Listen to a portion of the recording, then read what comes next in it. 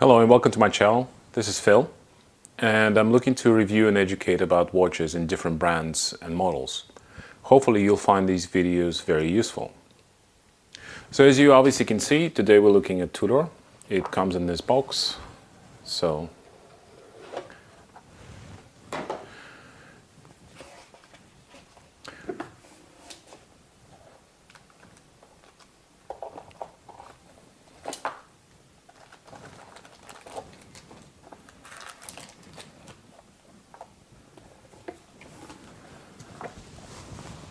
let's take a look at what we have today. So as you can see, we have today a very limited edition Tudor Black Bay Bronze Bucherer edition. This watch was purchased in 2018 in June. It was issued for 130th anniversary of renowned Swiss retailer Bucherer. It is 43 millimeters in diameter. It's about 52 millimeters long from lug to lug. The strap is 23 millimeters and the distance between the lugs is 23 millimeters. It's made from alloy of aluminium and bronze, just like the regular bronze Black Bay. But this one features a blue dial and blue bezel, which corresponds to the colors of the Bucherer. This is something that Bucherer does with many different brands. The first Black Bay came out in 2012, and I think it has taken the market by storm. It still draws on the history of Tudor dive watches, and there's a lot of similarity between this watch and the old Tudor models. The dial design, the snowflake hands, the shape of the case, and the bracelet pins. Tudor is no stranger of using blue in their watches. The Tudor Submariner issued for French Marine Nationale and other military organizations have been available in blue since 1968. Technically, everything about this watch is exactly the same as the bronze edition released some time ago.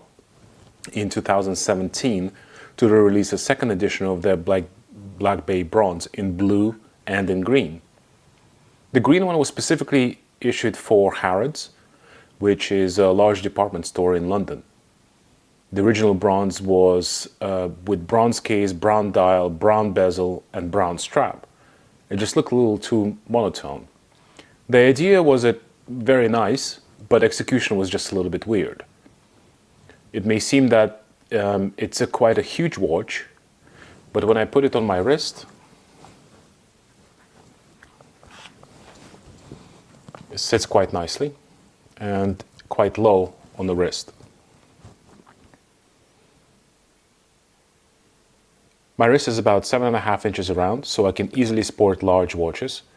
But I can tell you that I know some of my friends who are less than 6.5 inches diameter and have this watch without any problem. I think it looks like a Submariner, but it has the size of a Sea Dweller. It comes with two straps, so this particular NATO strap and also this leather.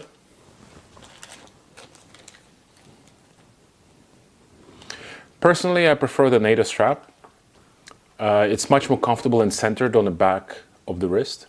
With my wrist side, the leather strap buckle sits quite far away from the center and it's really annoying. So the leather is quite thick actually. It's about 1/8 of an inch and it's not really soft. Maybe it's just because I haven't worn it for a long time. It has a sheer cut so you can see the layers of the construction. And the watch itself has a very much of a vintage look. The bevel edge of the case is really something you don't see anymore on Rolex watches, but it's alive and well in Tudor. This particular model was debuted in 2016 Baselworld and will only continue until 2018 end. This means that this watch will become a real collector's item really soon. The blue is quite dark and complements the case when it will develop the patina on the bronze. So the dial is quite nice as well. The color of the blue and the gold of the markers is contrasting very well and provides a great visibility. The sapphire crystal is really well done. And it's polished on the sides. So you can see through the dial even if you look through on the side. The watch is using in-house MT5601 mechanism with hack second, full balance bridge, and a full COSC certification. This movement has a silicone balance hairspring, which means it takes on anti-magnetic qualities. The mechanism also has 70-hour reserve, to be honest. The crown has a vintage Tudor logo, and the dial has the modern dial logo. The bezel is unidirectional, and how it's supposed to be on a dive watches. It's 200 meter resistant. So as you can see, it's not working at the moment, but if I unscrew it, give it a little kick, there it goes. The winding is very nice. Mechanism is very well maintained. I mean, the feel of it is very tight and very precise. So let me talk about what I think is the main problem of this watch. These watches are only being sold in Bucherer boutiques in Europe. That means you actually have to either visit the Bucherer retail location or pick it up somewhere on the aftermarket.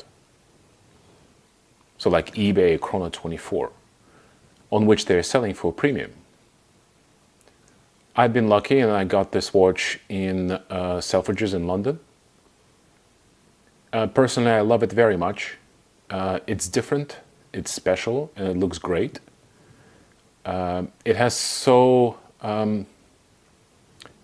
to mean something to you to wear this watch. It's a very attractive piece, and in recent times Tudor went a little bit overboard with their special editions and different models for the Black Bay. But I think this one is really interesting and a good looking piece. So the Black Bay Bucherer really hit the mark, I think. It's a really beautiful and tasteful. I guess if I'm to nitpick, the dial is a little plain and a sans serif font is used for lettering. Given the history and aspiration for this specific watch, I'm not sure that the font should be the same. The patina will develop on the case quite quickly, especially in the second month of wear, but obviously depends on each person's skin's chemistry. The color is not going to be going to green, but rather unique to your chemistry. And it will be a bit of a dark bronze, between dark bronze and light bronze. This is because the aluminum case being the main component of this alloy, which is compared to the regular copper in the traditional bonds. With copper you get the green sunken treasure look, which I'm not sure is for everyone.